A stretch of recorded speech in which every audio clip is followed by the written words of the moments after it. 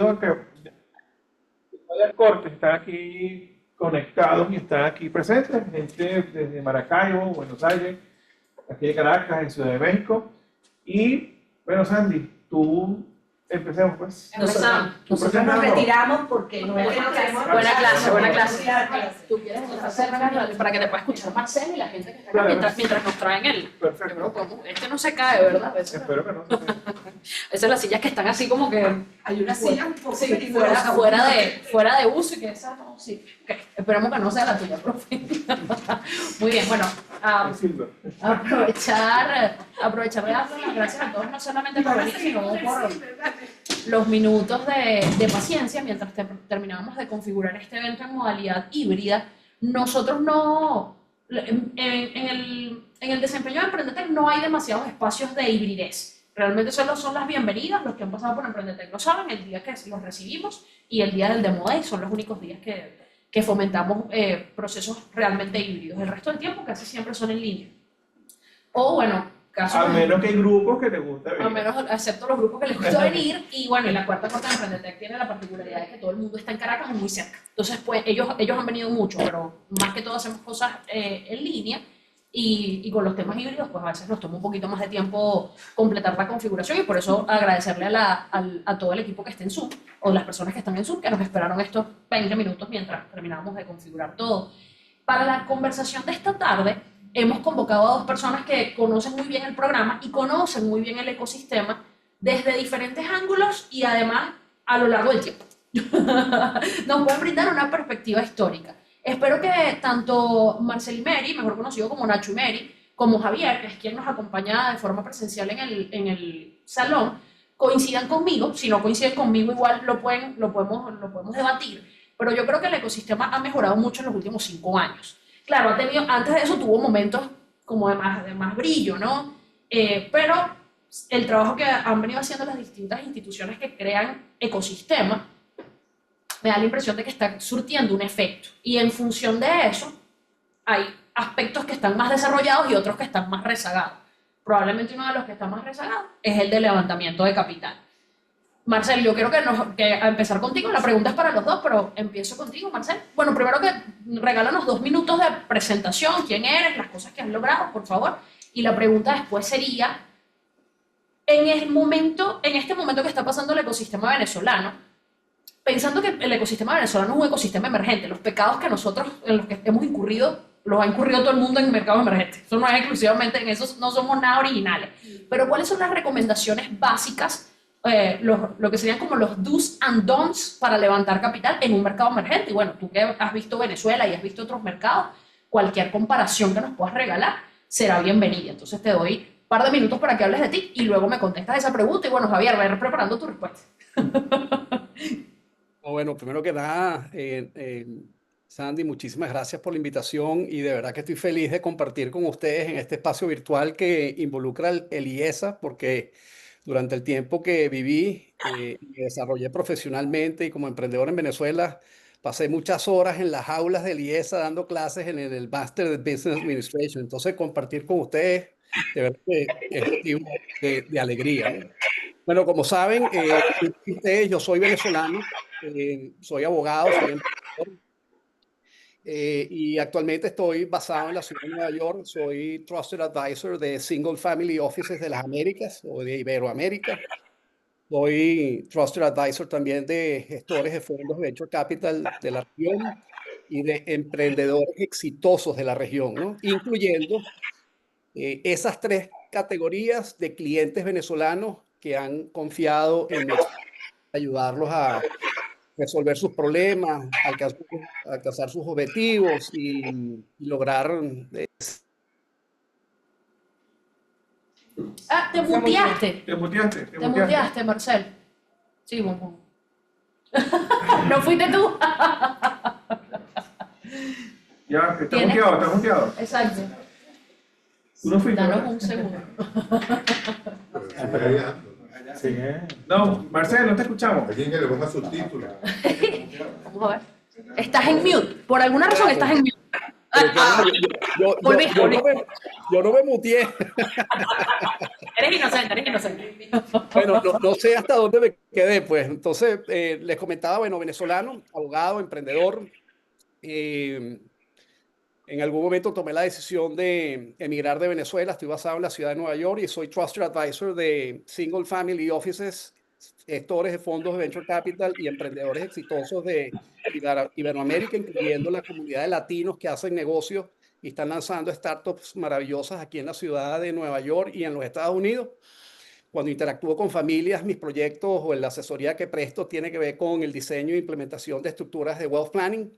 Cuando interactúo y me visitan los gestores de fondos Venture Capital, mi trabajo tiene que ver con ayudarlos a hacer el setup y el kickoff de sus fondos aquí en los Estados Unidos, consiguiendo inversionistas y ayudándolos en la parte del deal flow, consiguiendo oportunidades de inversión que son startups que hacen fit con su tesis de inversión. Y cuando interactúo con founders de startups exitosas de la región, los ayudo a estar, que yo llamo investment ready, para recibir inversión de inversionistas sofisticados, los ayudo con todo lo que tiene que ver con su one pager, su deck, su pitch, su data room, e inclusive en la negociación con los inversionistas, porque acuérdense que los inversionistas son unos expertos negociando los términos de inversión, pero nosotros los emprendedores no tenemos mucha experiencia en esa área. Entonces, contar con un abogado que los ayude en ese sentido es fundamental para que no te metan cláusulas en esos acuerdos que eventualmente puedan perjudicarlos de manera importante, ¿no? Me encanta todo lo que tiene que ver con el mundo del venture capital y emprendimiento. Tengo un podcast que los invito a oír, que se llama Startup Mentoring and Venturing. Ahí están entrevistados los emprendedores más exitosos de Venezuela que han compartido su historia. Van 54 episodios y comparto muchísimo contenido útil para el ecosistema de esos 3 clientes en mi página web, nachoymery.com. No sé si quieres que conteste la pregunta o dejamos que Javier se presente. No, contesta, contesta. Ok. Entonces, fíjate, yo estoy viendo cosas interesantísimas en Venezuela, ¿no? Y lo primero que les puedo compartir es que estoy muy contento. La última vez que estuve por allá fue hace como 2 años y medio en la actividad que organizó la gente de Wave y Bene Capital, porque tuve la oportunidad de interactuar con las personas responsables de llevar las métricas de lo que está ocurriendo en el mundo de inversión de capital de riesgo en Venezuela, en Bene Capital, ¿no? Cuando yo lancé el negocio de Tu Motorizado en el 2013 con el apoyo de Guaira, que era la aceleradora del grupo telefónico Movistar en Venezuela, no existían historias de éxitos de emprendedores que hubiesen levantado cantidades significativas de capital, tanto localmente como internacionalmente. Y sin capital, bueno, lo que ocurre es lo que ocurre cuando un carro se queda sin gasolina. Un emprendimiento sin capital se apaga, ¿ok? Entonces, me llevé la grata sorpresa de que, por lo menos para esa fecha, hace 2 años más o menos, bueno, emprendedores venezolanos ya habían tenido la oportunidad de levantar $160 millones en capital. Por un lado, eso me puso muy contento, pero a la vez triste. Me puse contento porque mucho o el 98% de ese capital es capital invertido por inversionistas internacionales y solamente el 3% o el 2 y pico por ciento era inversión local, ¿no? De angel investors locales, familias de alto patrimonio locales y algunos family offices locales, ¿no? Entonces, eso es excelente porque uno de los desafíos más grandes que existe a la hora de emprender, son muchísimos, pero uno de los más importantes y tiene que haber una persona del team full time dedicada a eso, es el desafío de levantar capital, ¿no?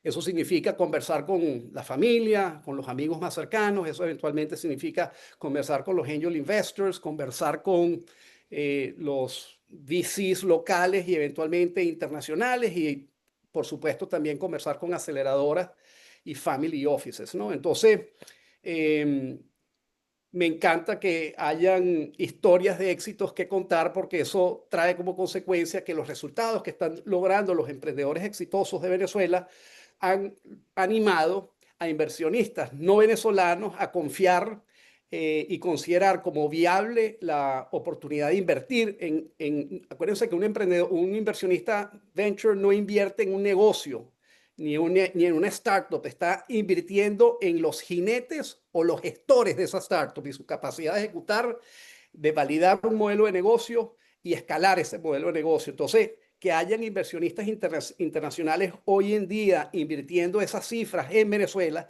que es una cifra enorme para Venezuela, pero muy chiquita comparada con lo que estamos viendo en otros países de Latinoamérica, son buenas noticias porque el ecosistema de inversionistas internacionales está viendo que hay mucho talento emprendedor venezolano en Venezuela y que esos emprendedores están construyendo empresas que tienen la capacidad de escalar, que están facturando millones de dólares y con serios planes de convertirse en empresas regionales, ¿no?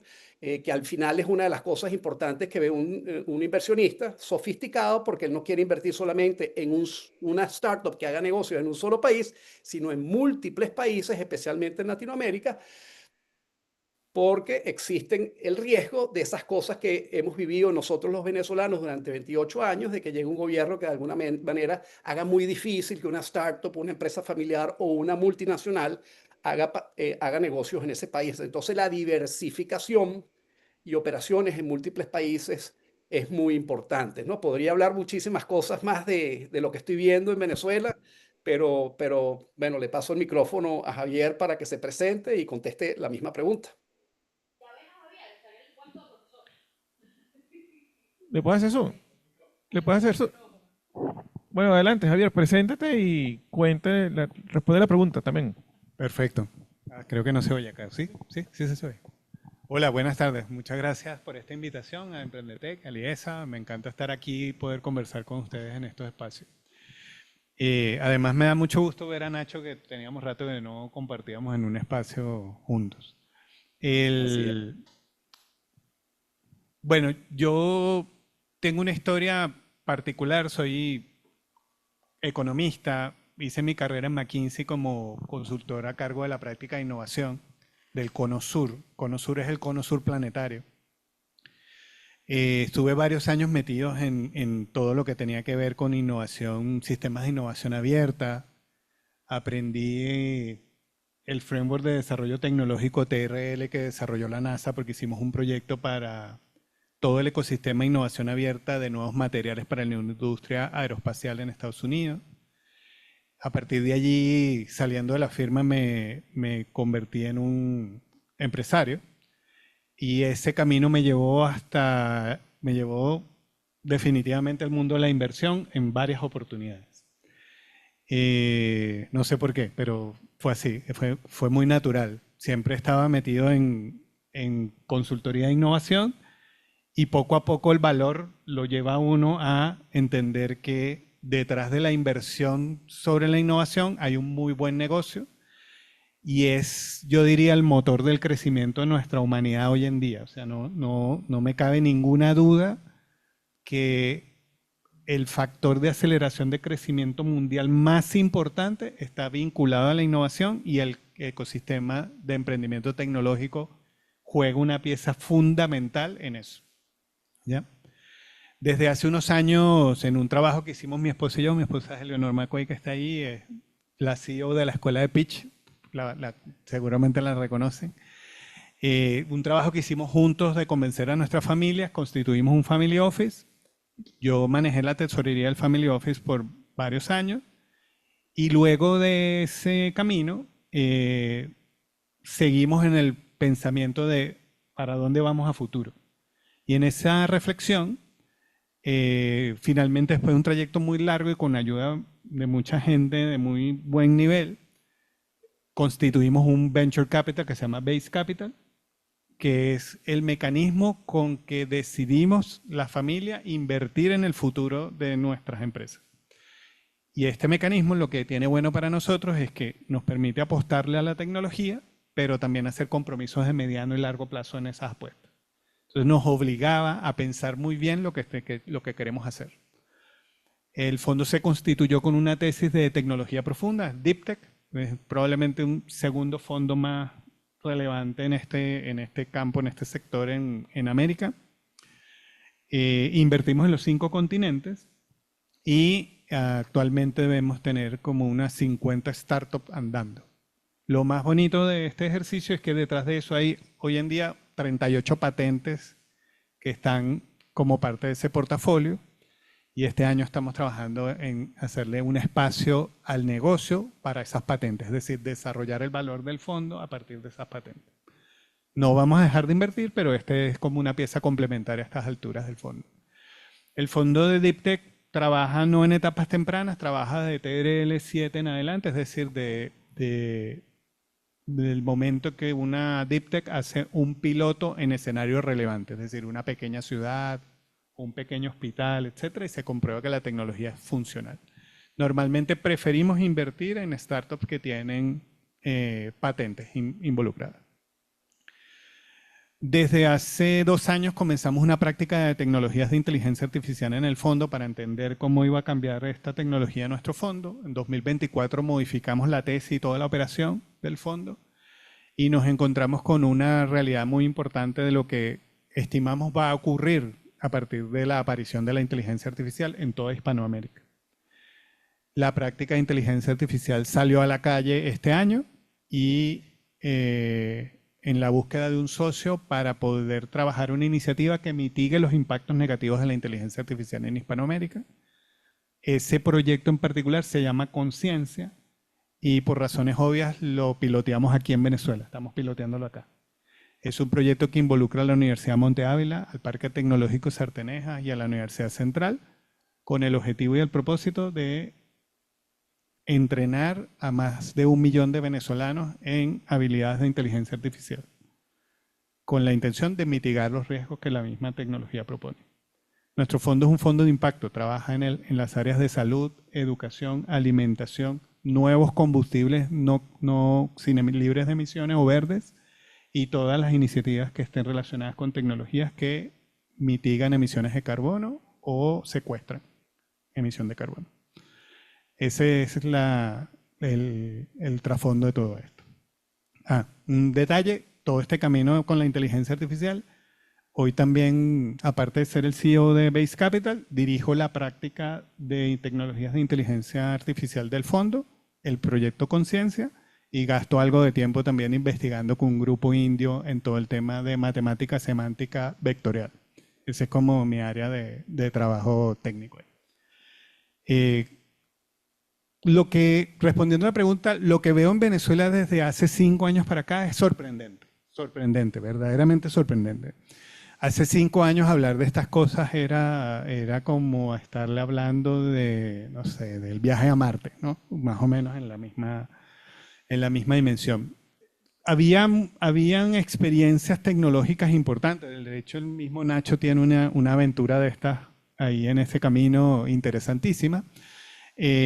Pero definitivamente eran caballos azules que iban rodando, caminando por ahí por las autopistas, muy escasos y verdaderamente extraños, no era muy común.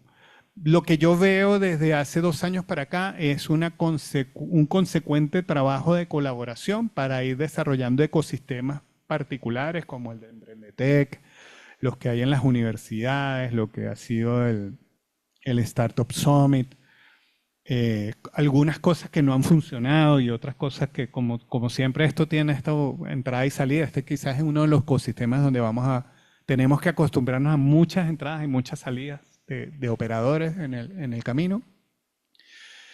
Y mi satisfacción es poder ver hoy chicos de las universidades que tienen 20 años pichando unos proyectos tecnológicos que hace 5 años era imposible ver. Con una comprensión, con manejo del lenguaje, ver a los profes dando las clases y compartiendo ese conocimiento a diestra y siniestra, sin barreras, con ellos. Eso me encanta, de verdad que es una sorpresa muy gratificante, porque ese es el único motor que hay para incentivar que esto ocurra. Esa es la parte buena. La parte que creo que todavía falta es que somos todavía muy incipientes en el pensamiento, en el mindset de emprendedor. ¿Sí? Si yo agarro ahorita a un chico colombiano de 20 años y lo siento al lado de uno de Venezuela de 20 años, los dos con motivación emprendedora, probablemente en la media, no estoy hablando de todos los casos, sino en la media de esto, voy a encontrar un colombiano que está pensando al menos en su proyecto en arrancar en toda América.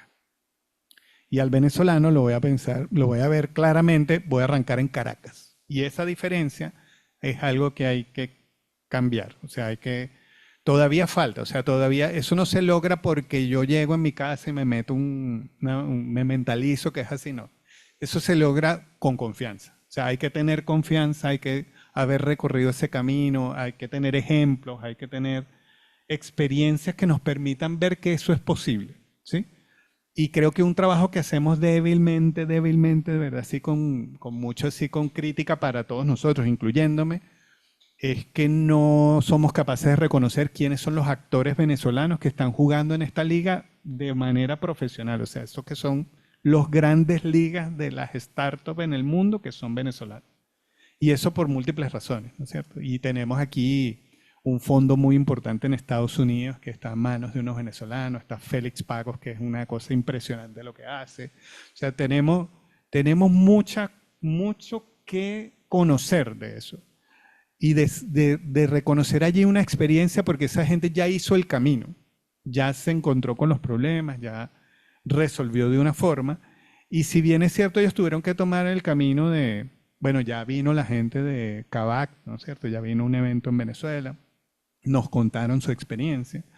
Y si bien ellos tuvieron que hacerlo desde otros países, porque el ecosistema estaba muy incipiente en ese minuto, seguramente los emprendedores de hoy tendrán la capacidad de entender eso y de ahí conectar los puntos que hacen falta para hacerlo desde acá, ¿no es cierto? Y eso creo que nos falta bastante.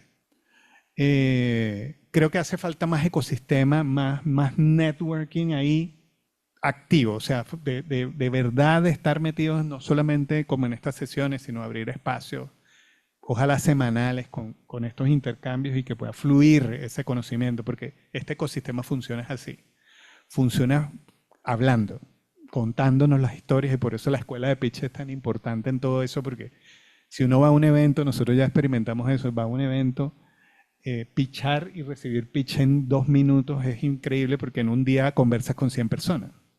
Y de 100 personas tienes 3 reuniones importantes en la noche. Si no lo haces así, vas a conversar con 20 y te salen una reunión. Y eso es muy importante entender también que ese proceso es relevante, el tema de conectar rápido, preciso, para poder abarcar más. Otro tema que está allí es el capital. El capital tiene 2 componentes. Una componente, desde mi punto de vista, autónoma del capital, que es, muéstrame que aquí hay un hervidero de startups que generan millones de dólares y yo con gusto lo miro. ¿Ya? Eso es autónomo de todo capital. O sea, el capital en cualquier país tiene esa misma actitud. Y eso es cuestión de tiempo. O sea, hay que romper ciertas barreras para lograr ese posicionamiento como ecosistema nacional. Y eso va a ocurrir. Tarde o temprano vamos a llegar ahí, va a pasar y todo. El que es preocupante, y esto para ponerlo como ejemplo, en Colombia ocurrió. O sea, Colombia, una vez que apareció Rapid, el juego cambió, ¿cierto? Salieron las mafias de Rapid. Entonces la gente decía, no, yo tengo una startup por aquí. Ay, ¿cuál es tu experiencia? Salí de Rapid. Ah, no, espérate un momentito, ¿no? Y eso hace falta acá, y eso va a pasar, y en algún minuto vamos a llegar ahí. El componente que veo que es más complejo, el que no es autónomo del venture capital o del capital y que está inducido más por el riesgo país, ¿ya? Y esto lo digo con mucho pesar porque Eleonor y yo estamos acá en Venezuela con la presencia que tenemos los últimos meses, es para resolver un problema táctico que tenemos en el fondo que nos limita la inversión en Venezuela. Porque cada vez que nosotros presentamos al comité de evaluación un proyecto, o una startup, un caso de negocio para inversión, el comité de inversiones, eso todo termina en una simulación del riesgo que estamos asumiendo en Venezuela y cómo eso afecta a la cartera integral de riesgo del fondo.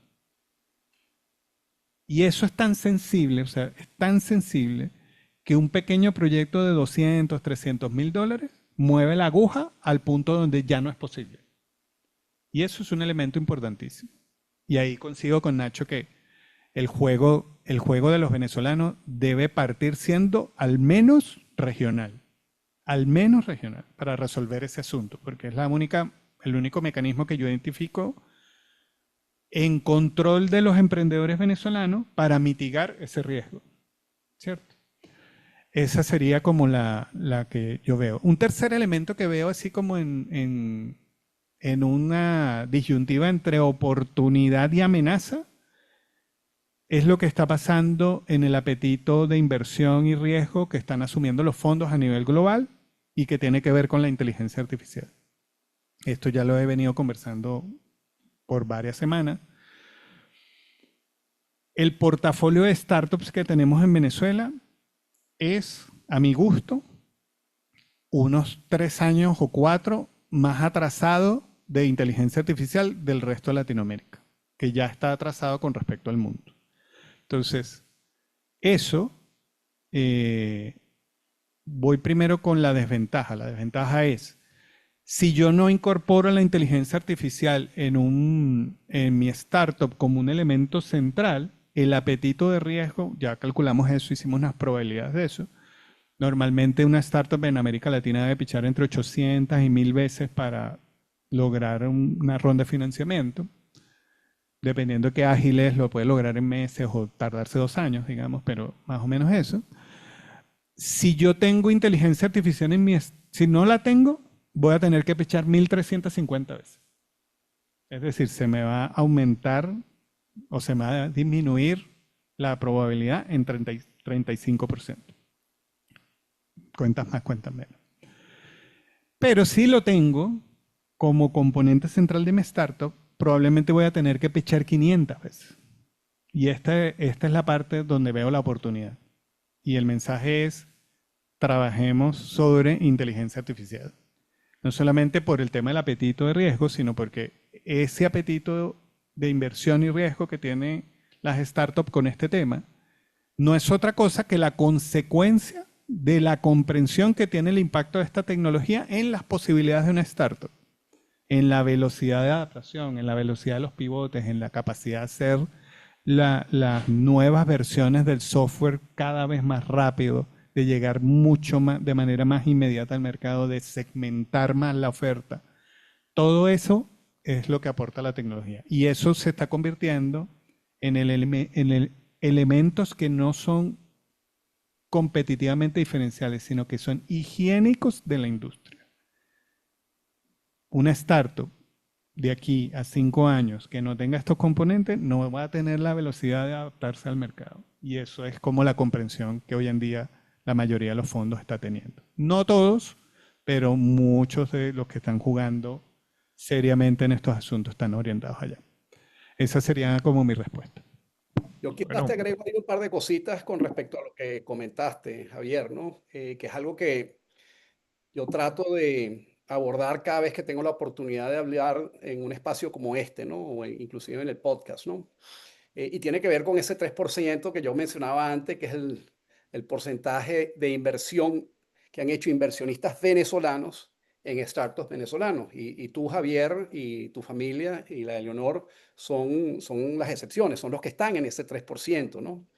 Y una de las invitaciones que le hago a todos ustedes, que seguramente tienen relaciones y contactos con familias de alto patrimonio venezolanas y no venezolanas, es que se asuman como propósito y objetivo de vida como emprendedores hablar de este ecosistema y hablar de este asset class como destino de inversión para que la gente lo entienda y se familiarice, porque mucha gente no invierte en venture capital o en directo en startups porque no conoce este ecosistema. Entonces tenemos que hacer un esfuerzo mancomunado para ayudar a esas personas que tienen dinero en Venezuela a que conozcan el asset class y que se animen a invertir en el asset class. Entonces, otra de las cosas que les invito que hagan cuando le estén pichando esta idea a esa familia es destacar muchísimo el impacto, que es una cosa importantísima, por ejemplo, en la tesis de inversión de Base Capital. ¿Y a qué me refiero cuando hablo de impacto? Cuando yo contrasto y comparo lo que es el emprendimiento latinoamericano con el emprendimiento que veo aquí en los Estados Unidos, veo que aquí los emprendedores en los Estados Unidos están muy enfocados en tratar de identificar los pain points de las grandes corporaciones y desarrollar soluciones, haciendo uso de todas las tecnologías y últimamente de manera muy activa la inteligencia artificial, esos pain points para que las empresas, tú sabes, puedan ser muchísimo más eficientes, reducir costos, optimizar la rentabilidad, etcétera.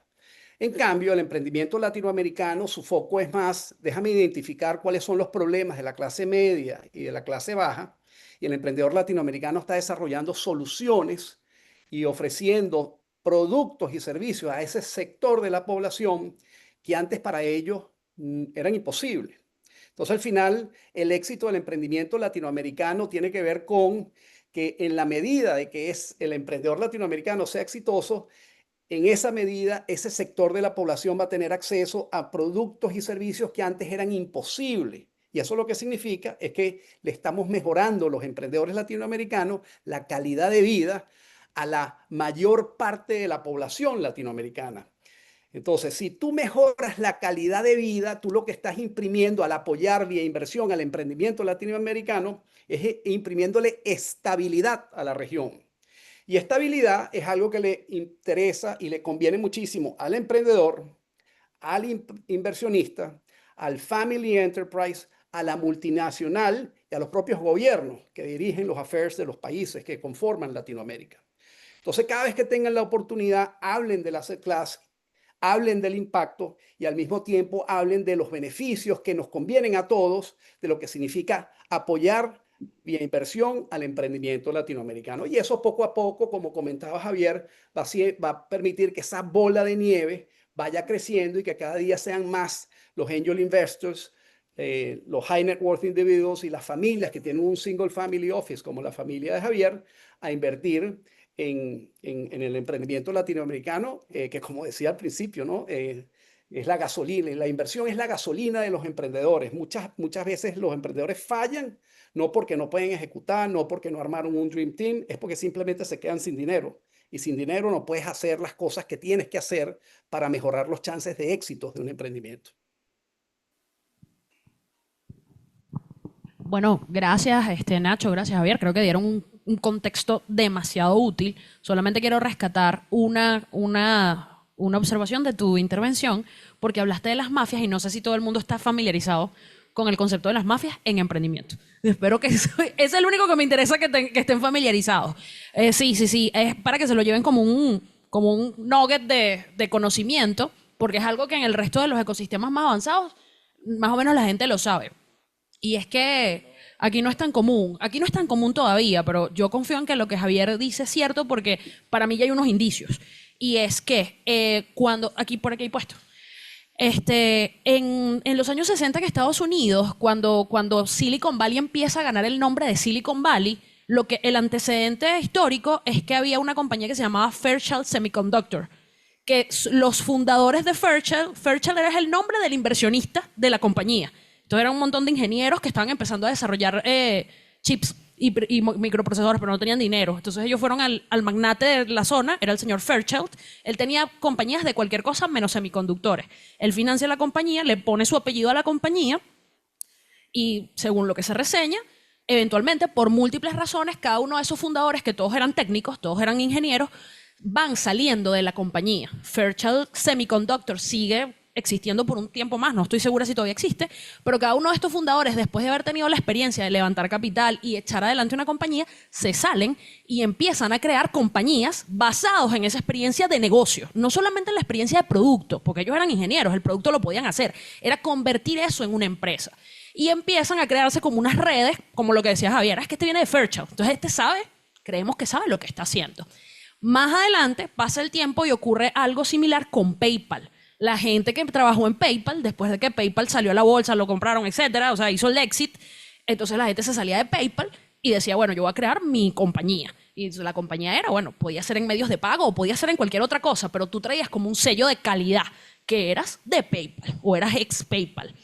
Y en Rappi, en Colombia, pasó lo mismo. Todo el founding team de Rappi, en la medida que fueron como quemando etapas en la startup, se salieron y crearon nuevas startups. Entonces eso se llamó la Rappi Mafia, que es una réplica de la PayPal Mafia, que es una réplica de Fairchild. Aquí en Venezuela, los indicios que yo veo es pequeño, no tiene todavía tantas ramificaciones, pero la diáspora venezolana que se fue al sur, muchos han coincidido en el programa de Startup Chile de Corfo. Entonces ahí hay un montón de venezolanos que han trabajado juntos, que han intercambiado y que han recibido algunos grants, algunos subsidios del gobierno de Chile. Entre ellos, los hermanos, ellos se llaman Monroy, son de apellido Monroy. Gabriel Monroy, y no me acuerdo el nombre del otro hermano. Ellos son los fundadores de Collectia. Collectia es una empresa de cobranzas, de recuperación de deuda de tarjeta de crédito, donde trabajó Pedro Vallenilla, de Cachea. O sea, se está creando. Ahí va una mini mafia. Pero exacto. Entonces, ¿qué es lo que debería ocurrir eventualmente? Otra, José Sucre de Yumi. Se sale de Yumi, creó el mío. Otra, Saimar Contreras, después de ser product owner de Ridery, se salió y creó Uzi. ¿Lo ven? O sea, como que ahí va. Lo que pasa es que es de escala muy chiquitita porque, bueno, porque el ecosistema es pequeño, o sea, es incipiente. Pero lo que dice Javier eventualmente va a ocurrir porque ya se están prendiendo esas lucecitas del tablero. Entonces pronto lo vamos a ver. Mi siguiente pregunta para ustedes, solamente para fomentar la conversación, y quiero que sepan que después de esta pregunta, si alguien quiere emitir una pregunta para los speakers, lo pueden hacer, es considerando, creo que ya Nacho habilitó un poco, abriste esta puerta, Nacho, que es este ejercicio de ir aproximándose a personas. Tú decías, bueno, personas con capital, patrimonio. Aquí en Venezuela no está muy claro cuáles son los patrimonios porque no, o sea, es un país demasiado complejo. Mi percepción siempre ha sido que la gente con patrimonio igual no quiere que sepan que tienen patrimonio. Así que es muy difícil como aproximarse, como que, bueno, esta persona tendrá y tendrá el dinero y la disposición de aprender lo que implica invertir en una startup.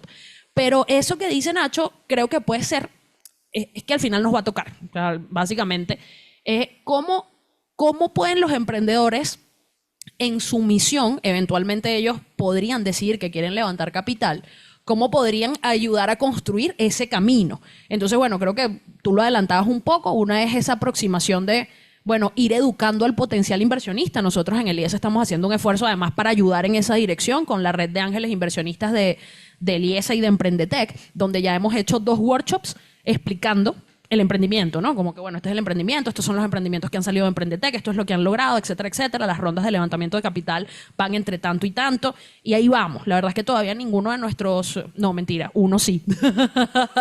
Javier, que lo logró contigo. que más adelante cuenten eso, sí. Pero no hemos tenido todavía éxitos masivos ayudando a nuestros emprendedores a cerrar sus rondas. Pero nosotros queremos ir abriendo ese camino, solo que obviamente es un camino que tiene monte, no está asfaltado, o sea, no, hay demasiadas cosas por hacer. Pero bueno, digamos que desde eso lo está haciendo el IESA, ¿no? Como Ecosystem Builder, el IESA, como sé que lo puede estar haciendo Caracas Campus, o sea, hay mucha gente empujando en esa dirección. El mismo Esteban Torbar, que lo hace cada vez que hay evento en octubre, el Venezuela Startup Summit. Esteban va en esa dirección y por eso trae Venture Capital de afuera y toda esta cuestión. Pero ¿qué puede hacer el emprendedor? ¿Qué podría hacer el emprendedor un poco para mejorar sus propias probabilidades de éxito? Porque yo no pretendo que ustedes hagan esto no for profit, ¿sabes? O sea, ustedes quieren cerrar sus rondas, pero entonces, ¿cómo hacemos para todos empujar en la misma dirección? ¿Cuál podría ser una buena práctica o una recomendación? Escuchemos primero a Nacho y después vamos contigo, Javier. Bueno, fíjate que Javier comentaba hace unos minutos algo muy importante, ¿no? Y el comentario tiene que ver con métricas, ¿no? Habló de que un emprendedor para levantar capital tiene que pichar 1.500 veces y ese número se reduce considerablemente si en el modelo de negocio y en el producto está incorporada la tecnología de la inteligencia artificial. Eso quiere decir que alguien del equipo tiene que estar dedicado full time a eso. Permanentemente está investigando quiénes son esos inversionistas que tienen el perfil y la tesis de inversión que hace match o fit con el negocio que el grupo de emprendedores o el Dream Team está construyendo, ¿no? Entonces, hay una inversión de tiempo muy importante para identificar a esos potenciales inversionistas, ¿ok? ¿Y cómo se hace esa investigación? Bueno, se hace acudiendo a los recursos que están disponibles en el ecosistema, ¿no? Participando en este ecosistema vinculado con el IESA, las otras aceleradoras que están en Venezuela. Hay que acudir y revisar, tú sabes, la información que parte gratuita y parte a cambio de un fee está disponible en Crunchbase para ver cuáles son los inversionistas que están invirtiendo en startups que tienen que ver con el modelo de negocio de esa startup que tú estás lanzando en Venezuela, que va a validar su modelo de negocio en Venezuela y que eventualmente va a escalar. Vas a tener que apoyarte en esas mafias y esos emprendedores exitosos que han tenido la experiencia de levantar capital previamente y te pueden compartir power tips para que puedas pichar mejorando las probabilidades de éxito, y te van a poder hacer esos warm introductions para que el inversionista te tome en serio y te dé la oportunidad de coordinar una reunión por Zoom de 30 minutos en donde tendrás la oportunidad de pichar tu emprendimiento y contestar las preguntas que te van a hacer los inversionistas que van a estar presentes en ese día, etcétera. Es decir, hay un número muy importante de horas que alguien del equipo va a tener que invertir en hacer ese mapeo de quiénes son los potenciales inversionistas para el negocio que están construyendo. Luego entonces viene la parte de, bueno, qué capital realmente tú quieres recibir, ¿no? Porque una de las cosas que no puedes hacer es contaminar el cap table. Hay mucha gente de mucho dinero en Venezuela, pero muchas de esas personas millonarias de Venezuela son millonarias, pero ese dinero no es un dinero limpio. Si tú por desesperación le das acceso a un inversionista de ese tipo, ¿ok?, a el capital de tu compañía y le das participación en tu negocio, bueno, el día que ese personaje salga en la primera página del Universal o del Nacional, automáticamente va a fulminar probablemente las probabilidades de éxito de tu emprendimiento. Porque el mercado o tus clientes pueden agarrar y tomar la decisión, oye, si esta gente recibió plata de este individuo que es un terrorista o está preso o lo metieron preso, yo no quiero hacer más negocios con este emprendimiento. Entonces, tengan muchísimo cuidado a la hora de seleccionar sus inversionistas y hagan un mínimo y quizás máximo de due diligence para asegurar que ese dinero que están recibiendo los inversionistas es un dinero limpio, que viene de actividades lícitas, que vienen de negocios lícitos, que vienen de inversiones lícitas y que no vienen de fuentes extrañas o desconocidas, que bueno, hay mucho de eso lamentablemente en Venezuela, ¿no? Y por último, y yo creo que Javier con Leonor están haciendo una labor espectacular, tiene que ver con planchar muy bien el pitch que tú le vas a hacer a los inversionistas, porque como comentaba antes, hay distintas categorías de inversionistas, ¿ok? Y mi consejo siempre para los emprendedores es que desarrollen y planchen muy bien el pitch que le van a hacer a la familia y a los amigos, que es un pitch distinto al que le van a hacer a un angel investor sofisticado, que es distinto al pitch que le van a hacer a un family office, que es distinto al pitch que le van a hacer a un fondo de venture capital. La gente, muchos emprendedores creen que el pitch que se aprenden es un pitch que funciona para cualquiera de esas 4 tipos o clases de inversionistas. Resulta que no. El pitch en general va a ser parecido, pero van a haber ciertas cosas que tienen que ajustarse a lo que es la filosofía y los objetivos de inversión del inversionista que está evaluando la oportunidad de inversión. Fíjate que Javier más temprano estaba hablando que gestiona él y su esposa y integrantes de su equipo oportunidades de inversión en startup, pero que tengan impacto, y mencionó ciertas industrias en donde ellos visualizan que a través de su inversión y apoyando el éxito de esos emprendedores van a generar impacto. Habló de EdTech, habló de salud, habló de una cantidad de cosas que tienen que ver con impacto, es decir, mejorar la calidad de vida de la gente, que era eso que es muy importante que ustedes comuniquen a los inversionistas, porque muchos inversionistas high net worth individuals se animan a invertir cuando eso está ahí.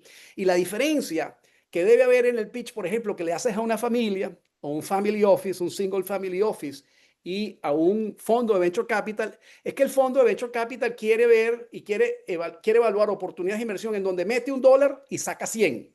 Y eso lo saca rápido. Ustedes tienen que en ese pitch demostrar que tienen la capacidad de hacer crecer el negocio tal que su valor crezca 100 veces lo antes posible, y que haya en el horizonte cercano, en menos de 4 años, una posibilidad o una oportunidad para que ese fondo de venture capital tenga la oportunidad de vender su participación en el capital de la compañía, recuperar la inversión que hizo en la compañía, multiplicarla por 10, agarrar esa utilidad y entregársela a los LPs o inversionistas, que es devolverle a los inversionistas la inversión que hicieron, y apostar que otras startups del portafolio, que normalmente son 20 o más, eventualmente se vendan para multiplicar esa inversión que recibieron de esos LPs que hicieron la inversión en el portafolio. Eso es lo que está buscando un VC.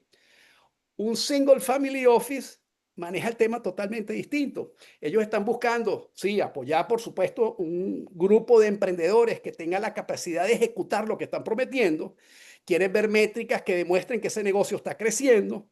Quieren ver que ese negocio va a, desde el punto de vista de su valor, incrementar su valor sustancialmente en el tiempo, pero no están apurados porque llegue un evento de liquidez o un éxito, o la oportunidad de vender su participación. Es decir, son inversionistas más pacientes, ¿ok? Se pueden tomar la cosa más con calma, no hay apuro. El gestor del fondo de Venture Capital tiene que cerrar el fondo y liquidar todo lo que es su portafolio en 10 años más 2. A veces piden una extensión de 2 años.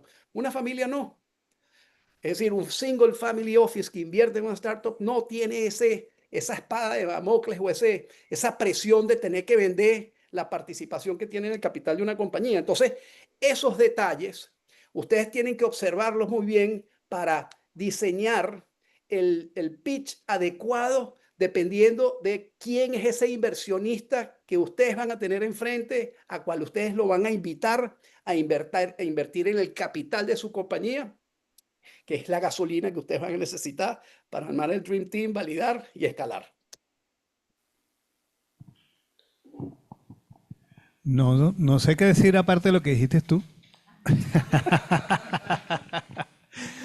No, comparto plenamente. Yo pienso que la descripción que hace Nacho de la mecánica de cómo funciona esto es clarísima. Ya ustedes harán preguntas ahí alrededor de eso.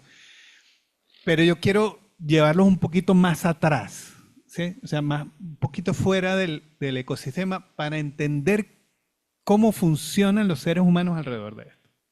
¿Ya? Entonces, voy a poner 2 ejemplos con la intención de clarificar ese fenómeno que va a ocurrir desde una startup hacia la economía, hacia una economía tecnológica primero, a la de un país, a la de una región. Un grupo de founders, imagínense cuando comenzó el universo, ¿sí? Que todo lo que conocemos que está en el espacio está junto, está pegadito allí, ¿ya?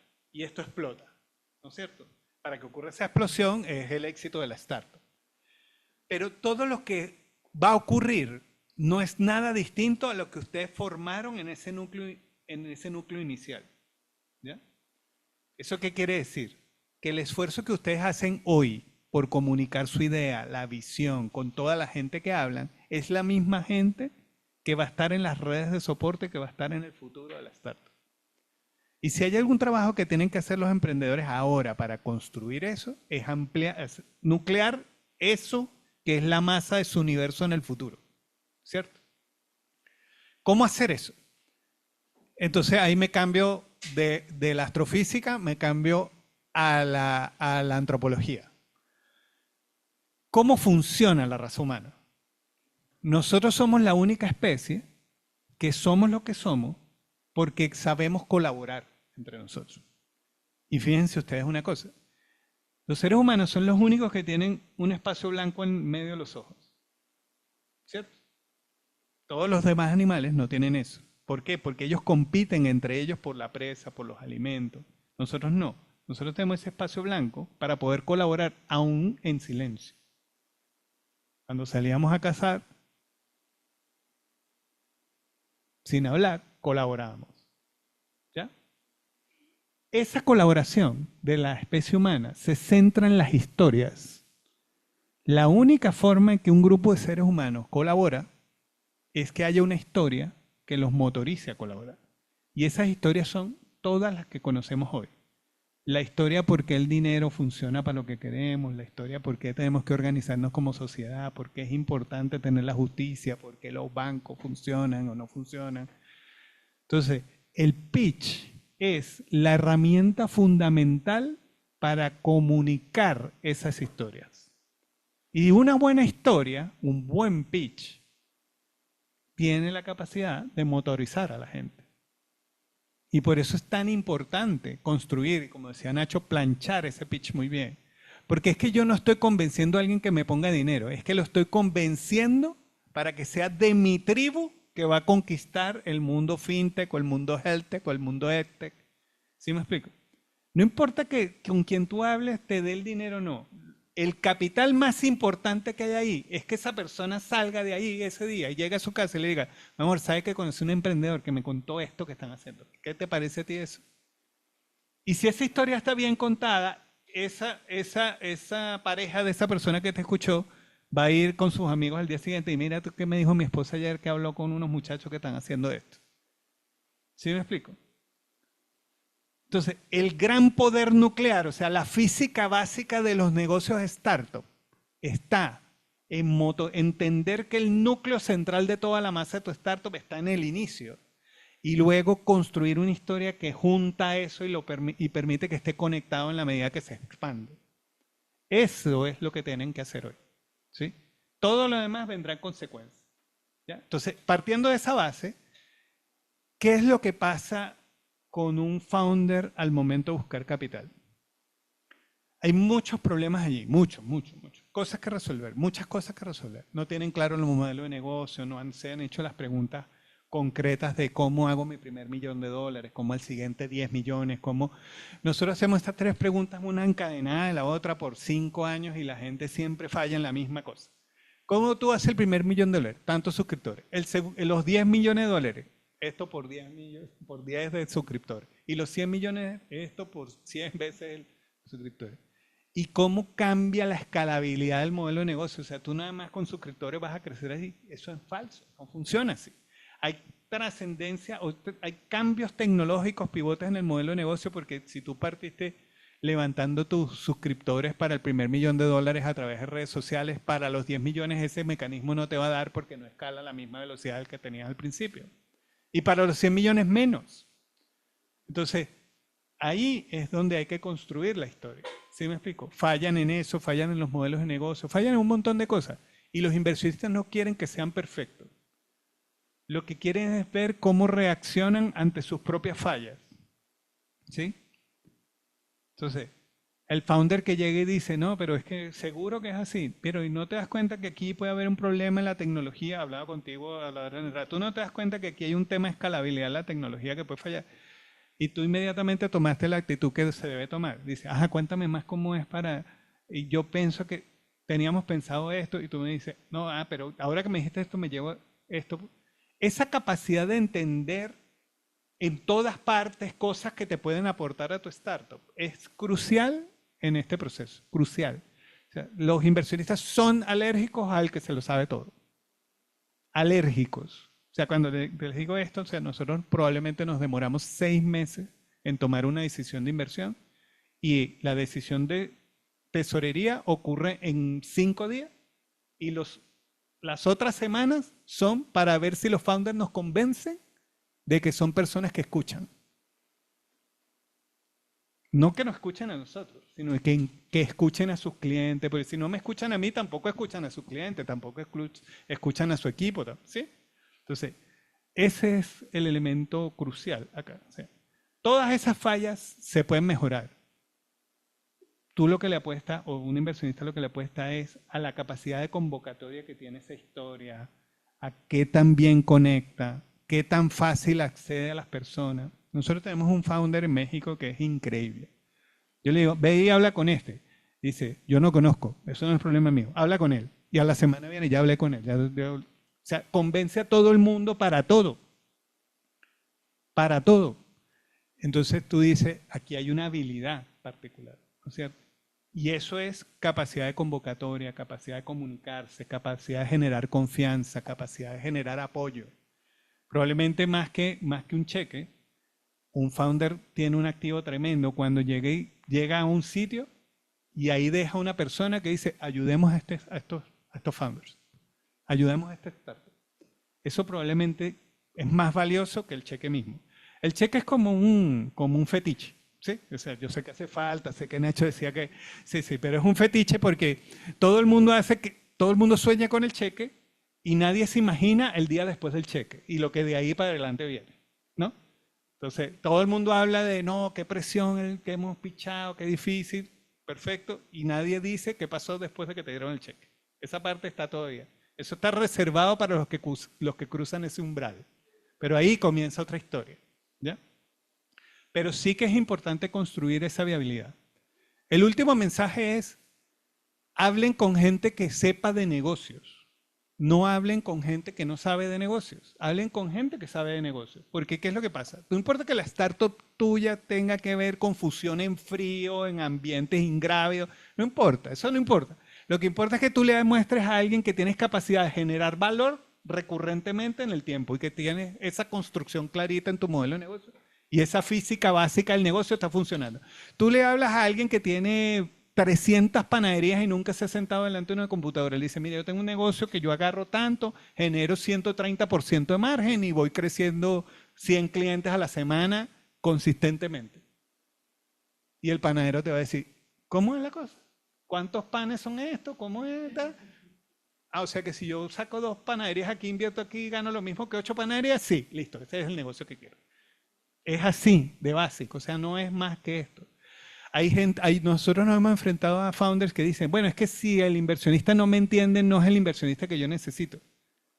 0 posibilidades de éxito. El que es inversionista no es un técnico, es alguien que está buscando por una razón apoyar algo que le gusta. En salud pasa mucho esto. Tú ves quiénes invierten en salud. Son gente que normalmente son ingenieros, no tienen nada que ver con la medicina y probablemente su mamá o tuviera un familiar, un hermano se murió de un cáncer, una cosa, y eso es lo que los motiva verdaderamente. Tú le vas a hablar a esa persona de médico a inversionista y él te va a mandar por un tubo, a él no le importa poco eso. Lo que quiere transformar es la salud que hoy en día tenemos, que le dé más oportunidades a la gente. Y los culpables de la salud de hoy no solo son los médicos, digamos, no solo ellos, pero son los médicos. Entonces, ¿sí me explico este fine tuning que hay ahí entre el founder investor fit? Es súper importante. O sea, yo tengo que hacer una amistad real, legítima con mi inversionista. Porque esto no es un matrimonio, esto es peor que un matrimonio. O sea, nos vamos a ver por 10 años, mes tras mes, a pedir... O sea, ¿sí me explico? O sea, no... Y no estamos hablando que tenemos los hijos en el colegio, no, ojalá fuera eso. O sea, estamos hablando de una cosa que tiene que crecer, que tiene que pagar 40, 100 veces el ticket. O sea, estamos hablando de cosas muy duras como para adicionar el hecho de que no nos entendemos bien. ¿Tú te imaginas eso? Nosotros le huimos a eso. Cuando tenemos un founder con que no hay esa comunicación así como que hablamos palabras diferentes, ahí, mira, está muy buena la idea, pero no podemos. Así de simple es. ¿Ya? Entonces, lenguaje claro, nuclear, expansivo, colaborativo, basado en historia. Ese es mi mensaje para ustedes. Mi respuesta es. Y bueno, yo subrayo eso último que dijiste, Javier, ¿no? El storytelling es clave, ¿ok? Porque eso es lo que a ustedes les va a permitir conectarse emocionalmente con el inversionista. Y si ustedes logran conectarse emocionalmente con el inversionista, a ese inversionista, esa conversación o ese pitch que ustedes le hicieron, no se le va a olvidar, lo va a conversar con la esposa, con los socios, con sus amigos inversionistas y mejora considerablemente las probabilidades de éxito de que levanten capital para su startup. Una cosa que veo con muchísima frecuencia, tanto en los pitch presenciales como en los pitch que me hacen virtualmente, es que mucha gente, y especialmente se ve en los pitch virtuales, es que mucha gente, muchos emprendedores tienden a leer. Los invito a no leer el pitch que le están haciendo los inversionistas. Y también los invito a no aprendérselo de memoria, porque se terminan convirtiendo en unas especies de robot y no dejan ver la pasión y el compromiso y las ganas y el drive que tienen por sacar ese proyecto adelante. Entonces, déjense ver en la parte emocional, dejen ver su pasión, dejen ver esas cosas que lo hacen a ustedes especiales como seres humanos y emprendedores, porque eso también lo va a valorar muchísimo el inversionista a la hora de tomar la decisión de invertir. Entonces, no leer, no aprenderse las cosas de memoria, tener como una especie clara de los bullets principales que quieren, con las ideas principales que quieren desarrollar en su pitch y traten, por supuesto, de practicarlo para que ese pitch salga en el tiempo o en el budget de tiempo que le va a poner la aceleradora o el angel investor o el VC o el family office cuando ustedes van a conversar. Y lo tercero que quiero subrayar, que es muy importante, que acaba de comentar Javier, es el tema de la humildad. si ustedes quieren ser emprendedores y ser exitosos levantando capital, tienen que ser humildes. El ego se lo tienen que meter en donde no pegue el sol y tienen que estar abiertos, ¿okay?, a escuchar buenos consejos, a implementar esos consejos y luego compartir ese feedback con esa persona que les dio el consejo para que los siga ayudando. No pueden asumir esa postura de que yo soy un emprendedor exitoso, he montado 3 startups y gracias por el consejo, pero yo termino de hacer lo que me da la gana, porque cuando un inversionista, y Javier lo explicó claramente, detecta que un emprendedor no es coachable, olvídense de la posibilidad de levantar capital. Ese cheque nunca lo va a rayar el inversionista. Entonces sean humildes, ¿ok? Estén abiertos a escuchar al inversionista, a sus empleados, al cliente, a sus aliados de negocio, a todas esas personas que de una u otra manera puedan agregarle valor a su negocio, porque el Dream Team no solamente la gente interna, sino esa gente externa que ustedes vayan acercando a su emprendimiento, que puedan compartir con ustedes esos consejos y esas experiencias súper valiosas para ayudarlos a ser exitosos. Entonces hay que aprender a escuchar, hay que escuchar más que hablar. Bueno, gracias. Una observación y de... Conmigo, ayer, Ajá. ayer no, el viernes, pero en línea con lo que ellos están diciendo, por el viernes en el evento del Coffee Pitch, que fue de Banco Plaza con el equipo de Sonda, que es un egresado de Emprendetec, ellos entrevistaron a Iván Montoya. Iván Montoya es un super angel investor para la TAM. Él está en Estados Unidos, pero es colombiano de nacimiento y bueno, tiene como 1000 historias de esto. Y entonces él decía que cuando él conoció a Pedro Vallenilla de Cachea y eventualmente invirtió en Cachea, fue una llamada de X número de minutos. No fue un pitch cronometrado. Sí, ellos hablaron largo y tendido. No sé si fue 1 hora, 2 horas, pero él decía, en la noche yo no podía dejar de pensar en ese pitch, o sea, en esa conversación. Y a la mañana siguiente tampoco. Y a los 2 días lo tuve que llamar y decirle, tú me puedes volver a explicar qué es lo que tú estás haciendo en Venezuela, porque es que no hay crédito y tú sí estás dando crédito, ¿cómo es el cuento? Y así pasaron 3 meses hasta que decidió invertir. O sea, primero, lo que ellos decían, que ese mensaje se tiene que quedar pegado en el cerebro de la persona que te está escuchando. Y segundo, tengan paciencia. O sea, aún si surte efecto, no va a ser tan rápido. O sea, yo creo que incluso 3 meses es un súper récord. O sea, le fue bien. Lo normal es que sea mucho más tiempo. Eso era lo único. Bueno, vamos a abrir los micrófonos para que las personas pregunten, los virtuales, los presenciales. Y antes de que se animen, yo voy a pasarle el micrófono al otro Javier que está por allá, que él pasó el umbral de... Bueno, pero como conocemos tu historia, te vamos a dar la oportunidad de que cuentes cómo es eso de pasar el umbral, de recibir, de pichar. Exacto. Adelante, Javier. Javier Soto de Agrocognity. ¿Cuál es la pregunta? A ver, La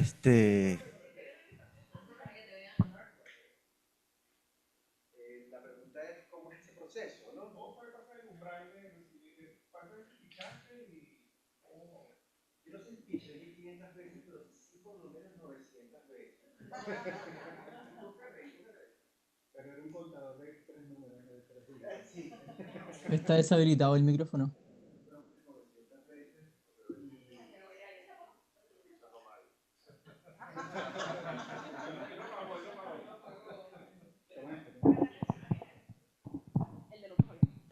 Ok, bueno, les contaba que sí, que yo llegué creo que a pichar como unas 900 veces en cualquier tipo de escenario lógico o ilógico, pero es que yo recuerdo que hasta una vez había como un evento de Shark Tank en el Reino Unido y me invitaron y era una cosa en plena pandemia, además yo no estaba allá, pero bueno, era tal cual, o sea, había unos tiburones que te preguntaban y tal, y al final yo no tenía nada que ir a buscar allá, pero lo hice porque siempre les he dicho cuando he estado con ustedes conversando que esto es un entrenamiento, esto es ir al gimnasio y esto es algo que yo mismo a veces me grabo haciendo el pitch y oye, qué mal el pitch, o sea, le falta pasión, le falta, es decir, algo que tú tienes que siempre entrenar.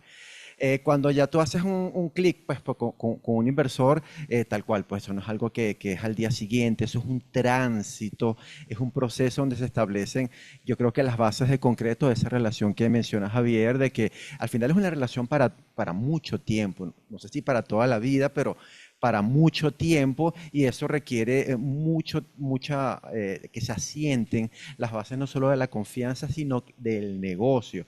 Y en nuestra experiencia con Base Capital, con Javier y Leonor, es que hemos estado replanificando estratégicamente dónde va el negocio para que justamente el negocio tenga las bases de concreto que dé las garantías para una inversión, ¿sí? Porque ya después, efectivamente, después del cheque, llega la parte que sí, que nadie te cuenta porque pareciera que el éxito es levantar capital, pero en realidad pues ahí es donde empieza la verdadera búsqueda de la atracción real, porque ya tienes un dinero que tienes que poner a producir, muy diferente cuando te estás bootstrapeando, que estás con tu dinero, bueno, que igual duele, pero que al final del día no tienes que reportarle a nadie más, pero cuando tienes a alguien a bordo, que no eres tú y tu equipo de founder que estudiaron contigo en la universidad, por las buenas y por las malas, es que tienes gente externa que tienes que reportar. O sea, el nivel gerencial cambia la mentalidad de cómo tienes que llevar ese negocio. Es que inclusive a veces no tienes ni métricas y, oye, ahora tengo que llevar métricas porque cómo reporto una atracción, ¿sí? Entonces es un poco lo que les puedo contar hasta ahora. Exacto. Micrófono, bueno, aquí están a la orden. Y... Pobrecito. No duerme esta noche. Bueno, alguien que quiera preguntar, comentar algo, los amigos virtuales, los amigos presenciales por aquí. Si quieres, acércate para que, bueno, no, Para que quedes grabado. para que quedes grabado. No, no quieres que te veamos. Preséntate y pues, Ok, mi nombre es Ronald Villalba, yo estoy en el área de educación digital. Y algo que me llamó mucho la atención fue que mencionaste el tema de que, sobre todo en Venezuela, no nos estamos enfocando tanto al mercado regional a nivel de Latinoamérica. Yo he visto de alguna manera que aquí faltan muchas soluciones aún en Venezuela, sobre todo por el tema cambiario, ¿no? De plataformas y todo esto. ¿Qué sucede, por lo menos desde tu punto de vista, desde tu empresa de inversión o tu fondo de inversión, cuando alguien te dice, no, solo quiero enfocarme en primera instancia al mercado venezolano? Porque es allí, yo bueno, tomo referencia tal vez a Cachea, que es exitosísimo aquí, pero ¿cómo ves tú? ¿Desde qué perspectiva analizas tú eso? Sobre todo en el área de soluciones digitales basados en la educación digital. Sí. Voy a hablar como del perfil del inversionista, porque también es muy importante. O sea, hay inversionistas que tienen una doble estrategia. Y esa estrategia está con el MOIC, que es el múltiplo sobre el dinero invertido. Es como el indicador clave de la industria.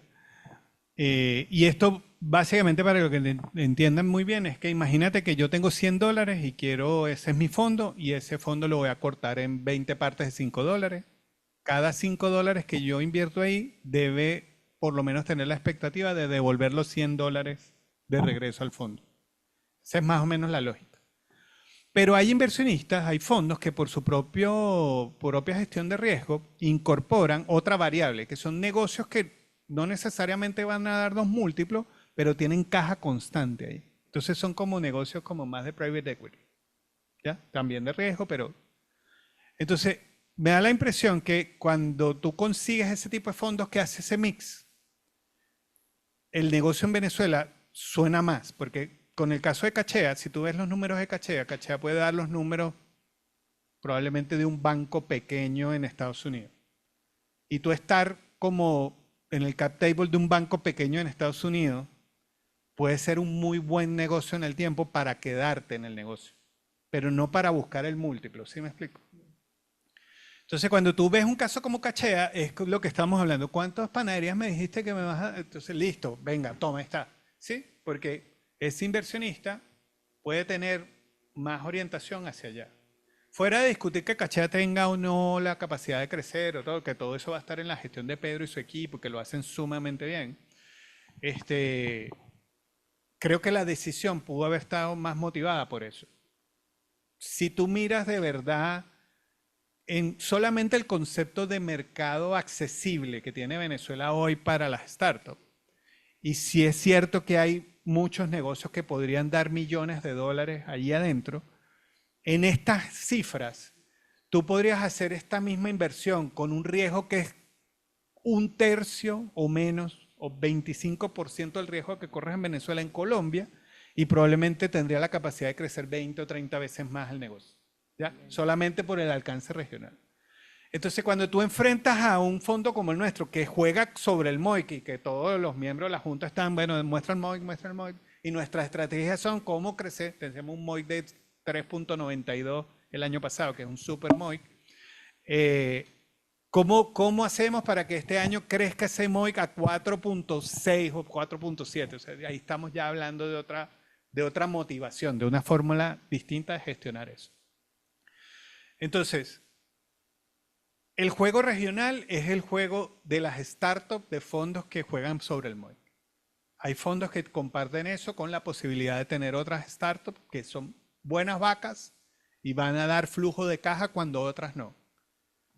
Y eso también es importante, o sea, poder tener la sensibilidad de si el fondo tiene esa visión es muy importante porque pueden surgir oportunidades para el mercado venezolano allí. Ahora, para mirar el tema de dimensiones, cuando nosotros vemos proyectos EdTech, y voy a hablar de Platzi.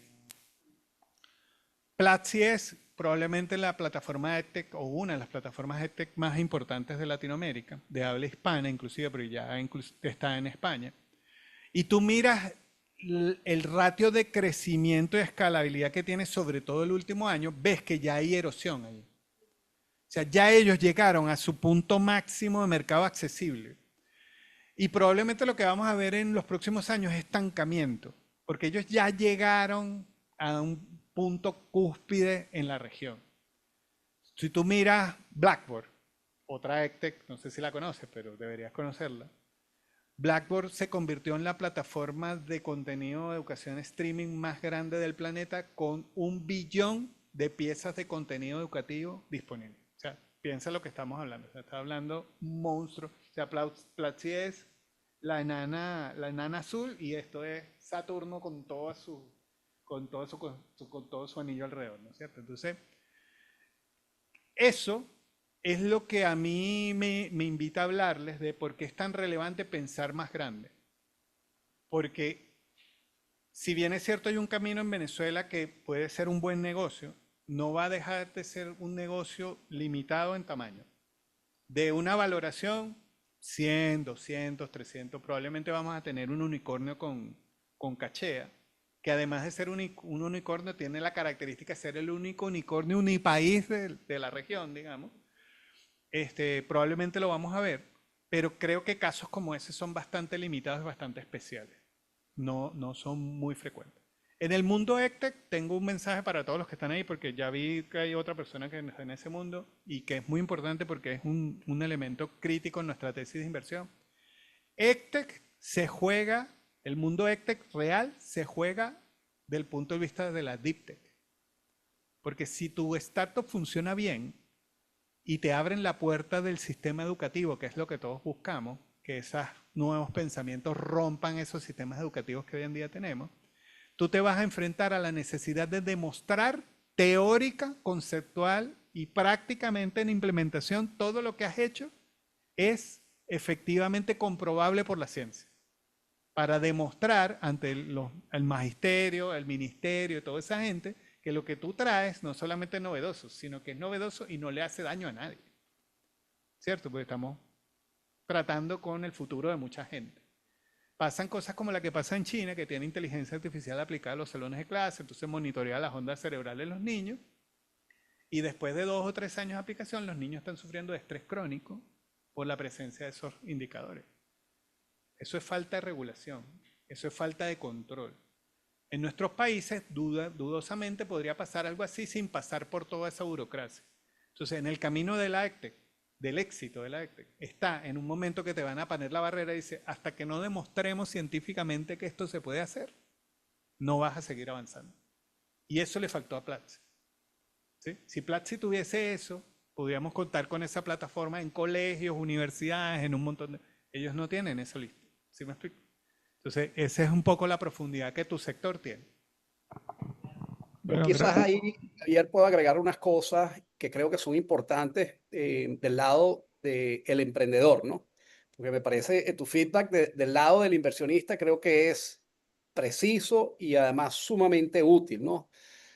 como respuesta a la pregunta de Ronald, ¿no? Y Ronald, yo te voy a dar un poquito de feedback poniéndome en los zapatos de emprendedor, ¿no? Y como el tema de storytelling está de moda y lo abordamos en esta sesión híbrida, voy a utilizar, hacer un poquito de storytelling de lo que fue mi experiencia lanzando Tu Motorizado en Venezuela y en Chile, y voy a utilizar la experiencia de Vicente Sabarce lanzando Yumi en Venezuela. Dos negocios muy parecidos que nacieron en momentos distintos, ¿no? Como les comentaba al principio, tú sabes, Tu Motorizado recibió apoyo de Guaira, mentoría de los mentores que estaban conectados con el ecosistema de Guaira.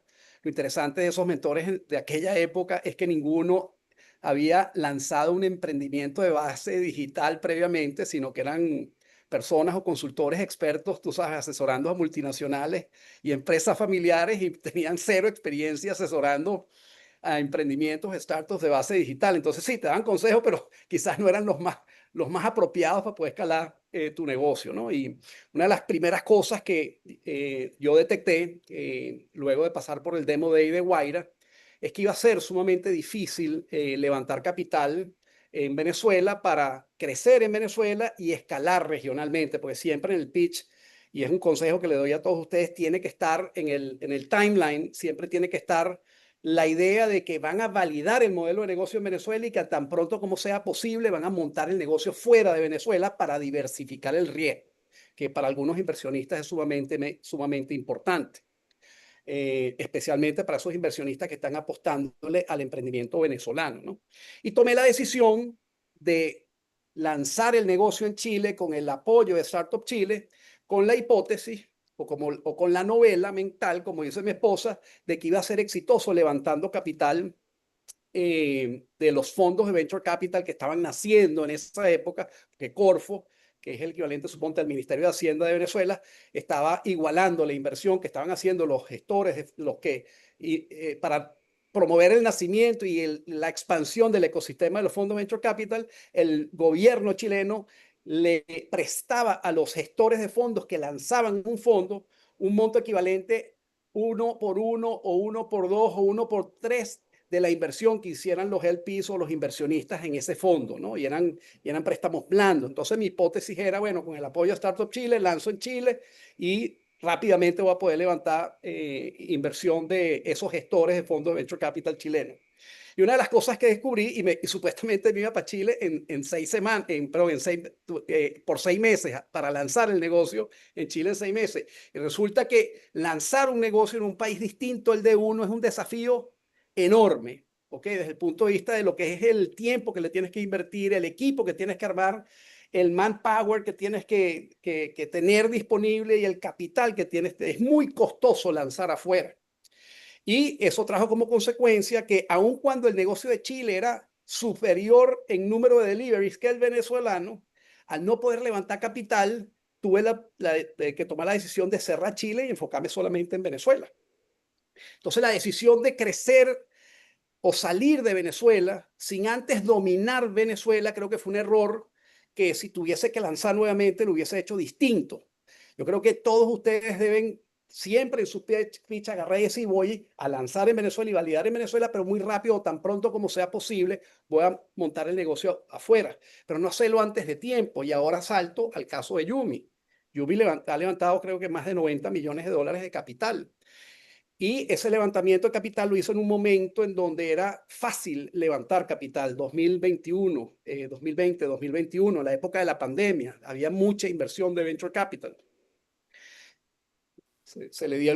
Varios le dimos el consejo a Vicente de que se postulara en Y Combinator, fue aceptado, levantó capital de angel investors y inversionistas conectados a ese ecosistema, y con ese capital lanzó en Caracas, escaló en Caracas y empezó a crecer muy rápido en otras ciudades de Venezuela.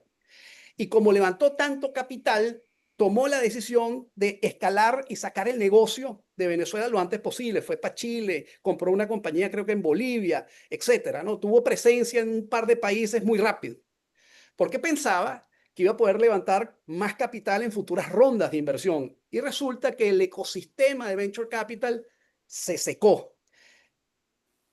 No, a partir del 2022, levantar capital de fondos de Venture Capital se ha hecho más difícil porque los gestores de fondos de Venture Capital latinoamericanos, como hay pocas historias de éxito, están teniendo dificultades importantes para cerrar las rondas de financiamiento o de inversión de los fondos. Es decir, fondos que estaban previstos, que iban a tener, iban a levantar $100 millones, levantaron la mitad. Entonces, se ha hecho más difícil para el emprendimiento latinoamericano contar con esas inversiones que eran muy frecuentes y de cifras importantes en el 2020 y 2021. ¿Y qué ocurrió? Y seguramente esta fue una discusión que ocurrió dentro del directorio de Yumi. Mira, espérate un segundito, vamos a recoger velas, vamos a cerrar las operaciones de todos los países porque están costando una fortuna y estamos perdiendo plata y vamos a enfocarnos en dominar el mercado de Venezuela, y con estos recursos que tenemos, que son ilimitados para Venezuela, vamos a hacerle la vida, a complicarle la vida a la competencia para que todo el mundo adopte a Yumi como su solución de movilidad y de delivery express de cosas que se pueden comprar en un marketplace y cualquier otro servicio que se pueda incorporar en el futuro dentro de esa plataforma, que entiendo que viene una especie de plataforma en donde tú vas a poder montar tu página web dentro de la plataforma Yumi.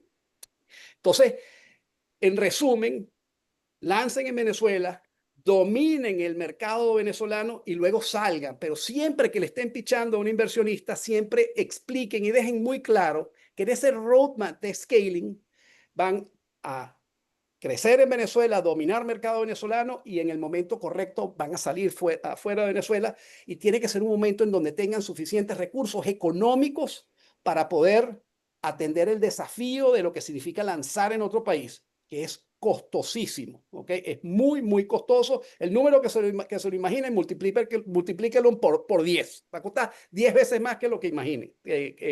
Calculen inicialmente. Es muy difícil, dependiendo del país que escojan, puede ser más fácil o más difícil. Yo pensé que iba a ser facilísimo, porque con mi background como abogado, experto en temas corporativos, planificación fiscal y temas de M&A, más mi experiencia de haber lanzado el negocio de motorizado en Venezuela, y siendo tan difícil lanzar un emprendimiento en Venezuela, yo dije, no, en 6 meses monto este negocio en Chile y me regreso y dejo el equipo en Chile operando Chile y me regreso para Venezuela.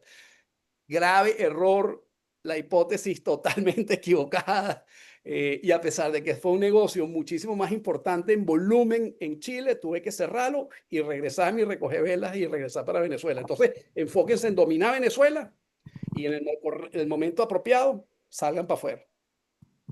Solo para reforzar ahí las ideas de Nacho, ese camino solamente es posible si yo pensé un negocio que tiene esa facultad. ¿Sí me explico? O sea, cuando pensamos estos negocios que son para resolver estos problemas venezolanos exclusivamente, ya no tengo esa posibilidad. Ese es un poco el mensaje. O sea, pensar en amplio, en algo que verdaderamente tenga capacidad de escalar. Okay. Sí. Otra persona que queda, los virtuales, si quieren hacer una pregunta, levanten la mano, por favor. Y por aquí. Y después 2 personas por allá. Hola. Perdón. Hola, mi nombre es Kelvin Soler. Yo tengo una startup de Health Tech, se llama 3D-Tech. Nosotros hacemos modelos anatómicos para planificación quirúrgica. Son herramientas que ayudan a los médicos a hacer intervenciones quirúrgicas mucho más fáciles y así aprovechar tanto el tiempo y los recursos, tanto humanos y monetarios, para realizar intervenciones quirúrgicas. Mi pregunta es, su fondo de inversión normalmente en Latinoamérica vemos que es complicado, pero las startups que están en Latinoamérica están tendiendo hacia lo que son las fintech. Normalmente eso es una tendencia mundial. Pero viendo las problemáticas que hay para invertir en Venezuela, ¿qué otros tipos de startups, en mi caso como una health tech o una edtech, entran dentro del rango de visión de inversión de su fondo de inversión? Sí, genial. Mira, una pregunta, ¿tu solución es hardware o es Sí, mecánico? hardware. Es hardware. Sí, ya nosotros estamos facturando, ya está validado en el mercado, pero bueno, estamos buscando realizar un networking mucho más robusto para seguir creciendo. Ok, hablemos. Gracias. Mira, en términos concretos, la tesis de inversión,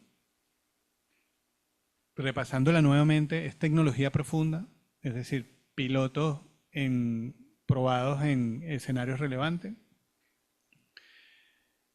A partir de ahí en adelante, en las áreas de salud, alimentación, educación, combustibles no carbónicos y iniciativas de descarbonización. Por ejemplo, la entrada nuestra en AgroCognitive es por esta última.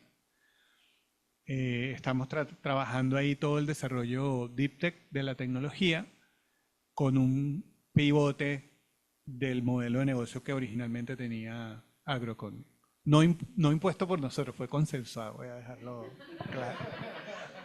claro ahí porque para que no se malentienda. Nosotros estamos convencidos que Venezuela tiene muchas capacidades en todo el área de alimentación. Vemos que hay un vertical bastante poderoso para hacer muchas cosas.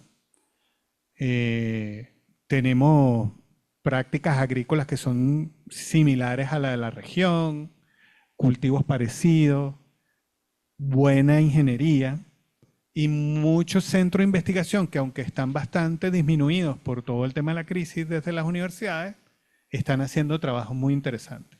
Además, desde hace mucho tiempo el IICA está sostenidamente en el país y eso es muy importante. O sea, son elementos que dicen, o sea, si uno hace la evaluación del ecosistema en temas de alimentación en Venezuela, probablemente sale con unos números más altos de lo que está siendo explotado en términos de inversión. Y quizás eso justifica un poco lo que vemos en Acarigua, que hay todas estas inversiones en temas agrícolas alimentarios importantes, porque en el fondo son gente que entiende que hay como una subvaloración del mercado venezolano. Entonces como que resulta económico invertir en alimentación en Venezuela. Entonces ahí hay un elemento crítico.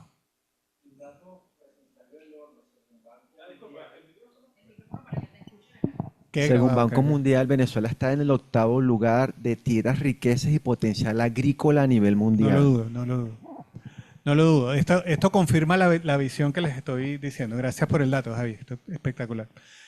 Entonces ahí hay un potencial tremendo. El otro potencial, donde vemos que hay no las mismas condiciones, pero condiciones similares, tiene que ver con todo el tema de salud, ¿ya?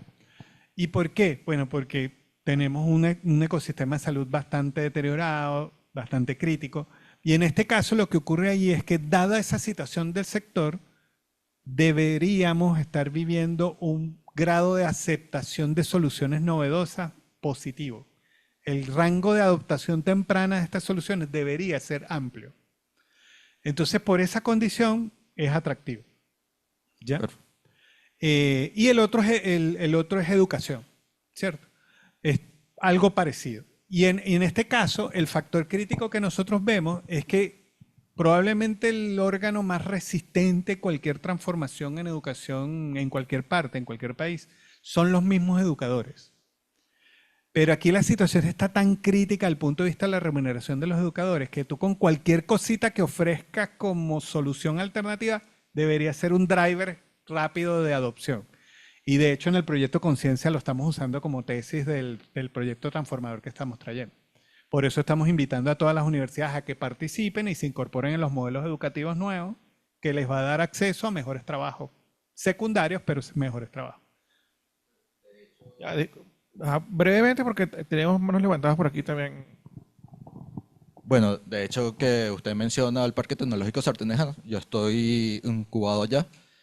Nosotros llegamos con un proyecto de drones, no tiene nada que ver con la parte de Health Tech, pero nosotros estamos bajo el manto del Parque Tecnológico Sarteneja como aliado ya incubado.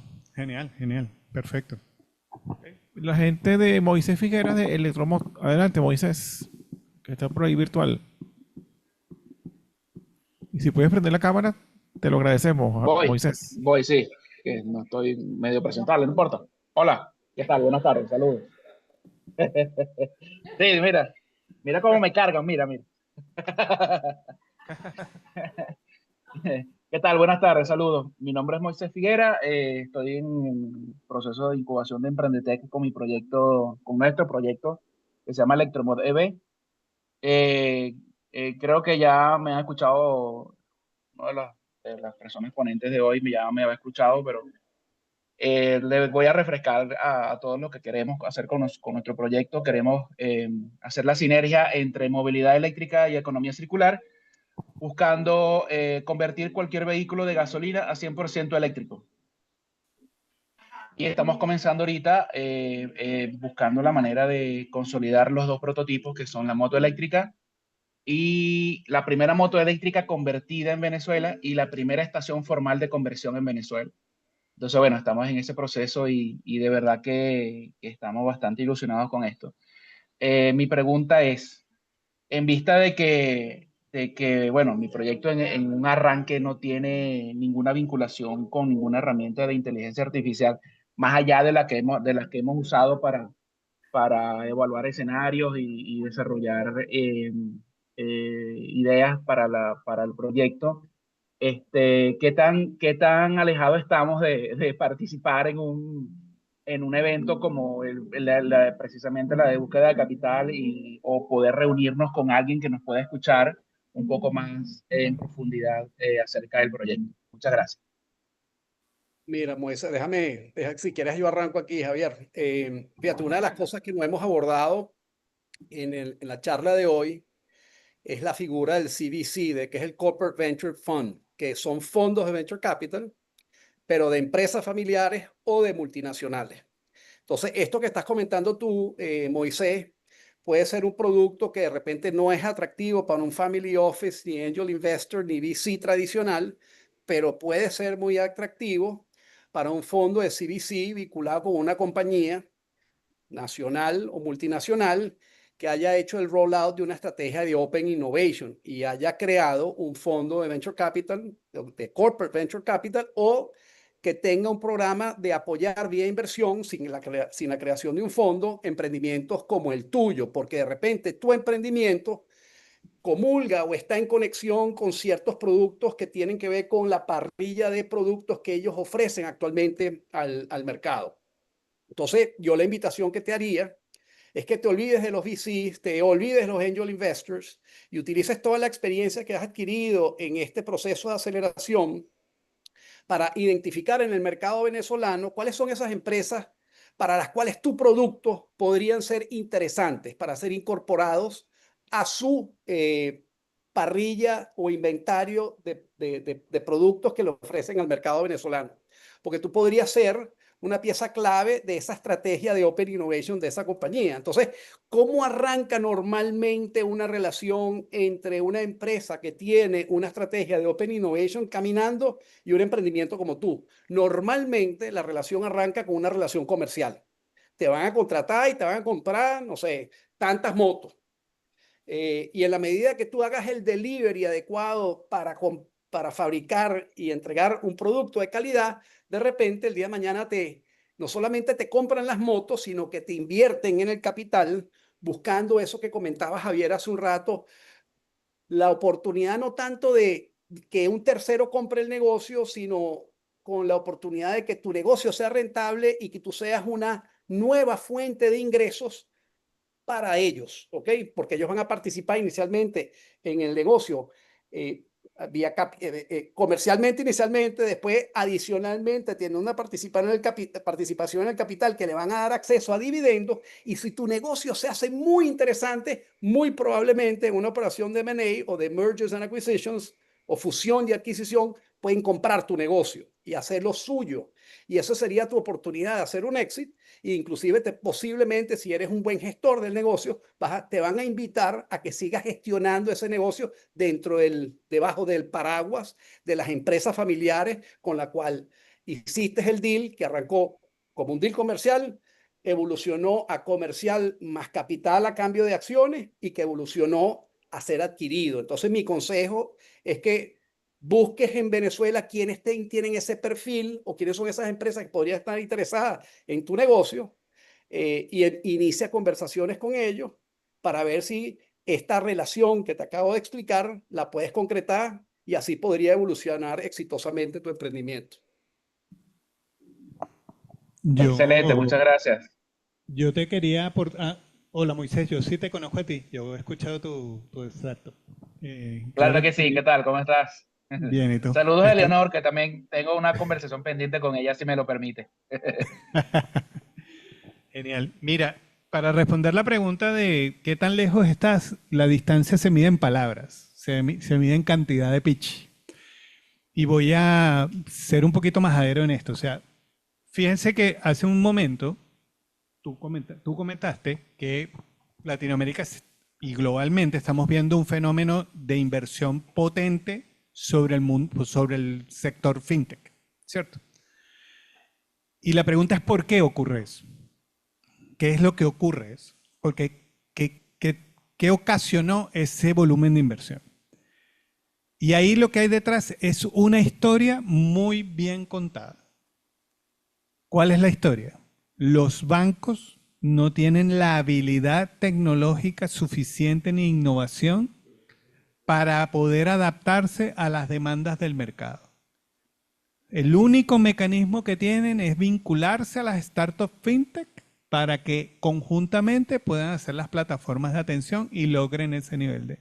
Esa historia está contadita desde meridiano 0 al 300, vuelta completa a la Tierra. Todos están convencidos que eso es así. En el mundo de la movilidad eléctrica hay una historia que está rodando allí que no termina de cuajar, porque todavía no está como, no tiene como todas las piezas listas. Estamos hablando de energía, sustitución, con menos emisiones, todo eso está muy bien, pero empieza todo el tema del costo alternativo de esa tecnología, la disponibilidad, tendido eléctrico, con un recurso que ahora con la inteligencia artificial más escaso que nunca, que es la energía. Entonces ahí hay que agarrar a alguien que teja una historia convincente para que los actores que están metidos en esto compren. En el mundo fintech, quien está financiando el boom fintech son los mismos bancos. Yo estando en Colombia, siendo parte de la directiva del grupo Sura en algún tiempo, en otra historia de mi vida, estaba pensándose que Bancolombia gestionara un fondo progresivamente año tras año hasta hacerlo llegar a $1 billón disponibles para invertir en fintech. Hace 15 años atrás. Y ese fondo ya me consta que se ha repetido 3 o 4 veces solamente en un banco en Colombia. Entonces, ¿qué es lo que hay detrás de esto? Historias que convocan a la gente. Hay que tener el pitch poderoso, o sea, de verdad cómo de manera fácil se transforma la industria, se logra, por qué la necesitamos, quiénes son los interesados, no la competencia, ¿sí me explico? Hay que armar todo eso súper bien. Esa es la magia del pitch. Miren, ya estamos sobre el tiempo, ¿ok? Y les recordamos que luego de este evento, los que estemos presenciales, tenemos un espacio para networking. No sé si alguien tiene una pregunta para Marcel, porque ya tenemos que desconectarnos. No hay una pregunta para Marcel, tanto ni virtual ni presencial, porque como tú sí te vas a quedar al brindis un rato, ¿verdad? Entonces, las preguntas las podemos hacer en privado, se las podemos hacer a Javier allá en el brindis. Entonces, para despedirnos, Javier y Marcel, un gusto verlos nuevamente. Bueno, ¿algún mensaje de cierre que ustedes quieran? Yo tengo uno. Ajá. Partner, un gustazo nuevamente compartir este parcio contigo. Estamos pendientes de una conversa más larga. Igual, Javier, siempre es un gusto compartir contigo estos espacios y ayudar al emprendimiento criollo, que tiene un talento espectacular y un potencial extraordinario. Y felicitaciones a todas las organizaciones como el IESA, que están permitiendo pues, que los emprendedores venezolanos den muchísimo que hablar tanto en Venezuela como en el exterior. Es increíble lo que están construyendo los emprendedores venezolanos fuera de Venezuela. Bueno, muchísimas gracias a Javier y a Marcel, un gusto verlos. Bueno, Sandy, momento de publicidad. Antes de que Sandy tú hables, yo quiero despedirme haciendo un comentario que creo es muy importante y que no se abordó en la conversación de hoy, ¿no?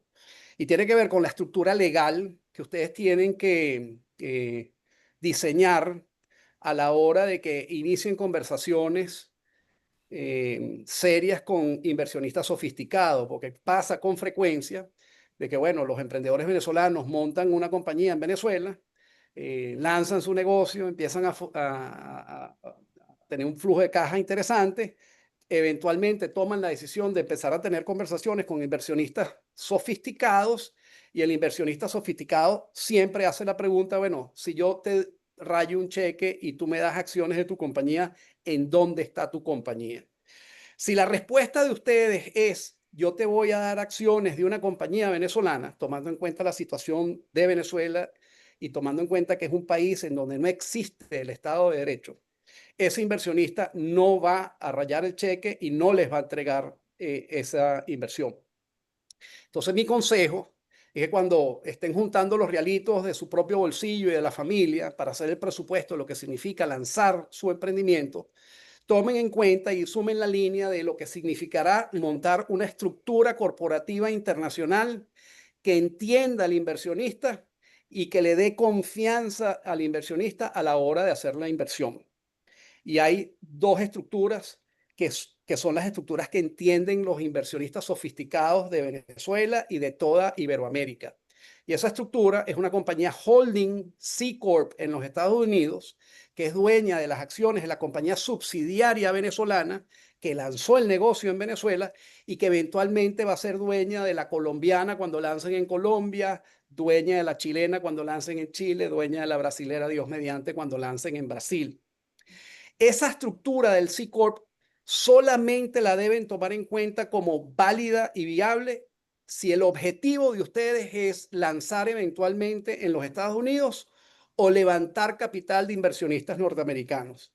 Si no se dan esas dos condiciones o una de esas dos condiciones, descarten la posibilidad o la opción de crear una holding en los Estados Unidos, porque si bien es cierto, es muy buena para levantar capital porque la entienden los inversionistas, es terrible de cara al futuro desde el punto de vista de optimización de rentabilidad, porque el impacto fiscal que ustedes van a tener con esa estructura en el giro comercial y en el movimiento de dinero vía dividendos a la holding y eventualmente cuando vayan a un exit va a ser enorme.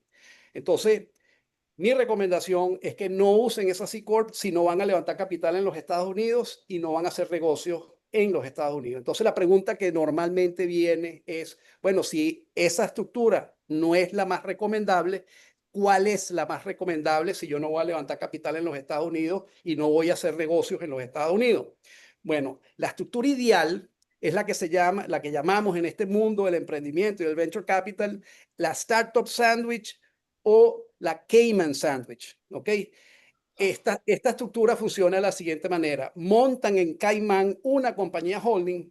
Debajo de esa compañía holding montan una LLC en los Estados Unidos, no una C Corp, una LLC en los Estados Unidos, que es una sociedad transparente para fines del impuesto sobre la renta.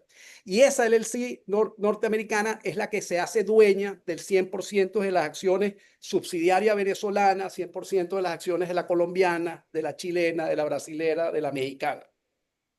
Esa estructura es sumamente eficiente desde el punto de vista fiscal, porque esos dividendos, si es que algún día se pagan, que paguen las subsidiarias a esa LLC, no van a ser gravables en los Estados Unidos porque es una empresa transparente para fines de impuestos y como fluyen a la compañía de Caimán y esos dividendos no son de fuente territorial en Caimán, tampoco son gravables en Caimán y cuando Caimán pague el dividendo a los inversionistas, que son los co-founders, los friends and families, los angel investors, los VCs, los family office, ese dividendo no va a estar sujeto a retención de impuestos sobre la renta. Ese es el tratamiento fiscal de distribuciones de dividendo hacia arriba. Y lo más importante es que el día de mañana, si a ustedes se les presenta la oportunidad de vender el negocio, no, con frecuencia ocurre que el comprador ofrece comprar las acciones de las compañías subsidiarias operativas de la región. Entonces, viendo la estructura, ¿quién es el que vende las acciones de las compañías subsidiarias operativas de la región? La LLC, que como les comentaba antes, es transparente. Entonces, esa ganancia de capital que va a haber entre el costo histórico de la acción, que es $1, y los $1,000 que va a valer esa acción en el mercado el día que se cierre ese deal del exit, que puede ser un acquisition, no va a ser gravable en los Estados Unidos porque la sociedad es transparente. Ya va a presentar una declaración informativa de impuestos aquí en los Estados Unidos, pero la ganancia de capital no va a ser gravable en los Estados Unidos porque la sociedad no es un contribuyente, no tiene que pagar impuestos aquí en los Estados Unidos. Entonces, ¿en dónde cae esa ganancia de capital? ¿Quién refleja esa ganancia de capital? La compañía de Caimán. Y nuevamente, como la ganancia de capital no es de fuente de Caimán, esa ganancia de capital no va a ser gravable en Caimán, y cuando Caimán se liquide o le pague el dividendo con ocasión del exit, ¿verdad? A cada uno de los inversionistas, co-founders, angels, friends and family, VCs y family offices, esa distribución no va a estar sujeta a retención de impuestos sobre la renta. Entonces, en conclusión, los animo a que desde el día 1 monten la estructura correcta, porque si montan una compañía incorrecta el día 1 y más adelante pretenden o alguien les sugiere o un inversionista les exige hacer un flip, que es pasar el ownership o la propiedad a la estructura internacional, ese flip va a tener consecuencias fiscales importantísimas porque van a haber diferencias entre el costo fiscal de las acciones el día que nació la startup y el día que aporten esas acciones a la estructura internacional y reciban a cambio acciones de la holding internacional, porque esas acciones las van a recibir a valores de mercado. Entonces, el consejo es monten la estructura correcta desde el día 1, no lo dejen para más tarde. ¿Okay? Importantísimo. Bueno, ya saben lo que tienen que hacer, ¿no? Bueno, Sandy, te dejo para que tú despidas el encuentro. Sí, bueno, gracias de nuevo por unirse hoy a esta sesión especial, híbrida, desde el IESA y con transmisión por Zoom, por los minutos adicionales. Recuerden que tenemos 2 eventos importantes en el pipeline de Emprendetec, el Hackathon y la bienvenida de la Quinta Corte, el 20 de septiembre. El Hackathon es el 13, creo. Lo podemos revisar en nuestro, en @emprende.iesa. Sí, emprende.iesa. Y @confiltroyesa. Y bueno, creo que estamos listos por hoy. Esto seguramente tendrá segunda parte. Creo que se viene una segunda parte de esto. Bueno, gracias a los que se conectaron. Gracias, Marcelo. Un gusto verte. Gracias a todos por allá. Y bueno, los que estamos aquí, los invitamos a un pequeño brindis allá abajo. ¿Ok? Chao, hasta luego. Gracias, hasta Chao, luego. saludos, buenas noches. Gracias.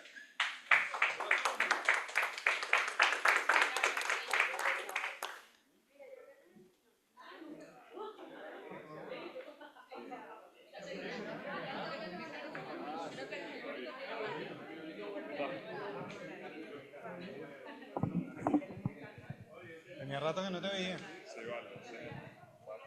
Está ahí de cabeza, bueno, aparte para ti. Hola, gusto, Manuel Pumar. ¿Cómo estás, Manuel? Muy bien. Hola, ¿cómo estás? Nos hubiera gustado haber llegado un poquito más temprano, pero nos perdimos en la ruta porque no recibimos el circuito correcto. Ah, bueno. Quería saber si usted tenía unos 3 minuticos de tiempo para darle el pitch. Sí, sí, claro. ¿Lo podemos hacer abajo? Sí, claro. Allá abajo lo... Es para más que todo recibir su feedback, su comentario. Sí, sí. Y así invito a mi esposa que es la dura en el pitch. Gracias. Gracias, Javier. Mira, Javier, una pregunta. ¿Tú tienes conocimiento del...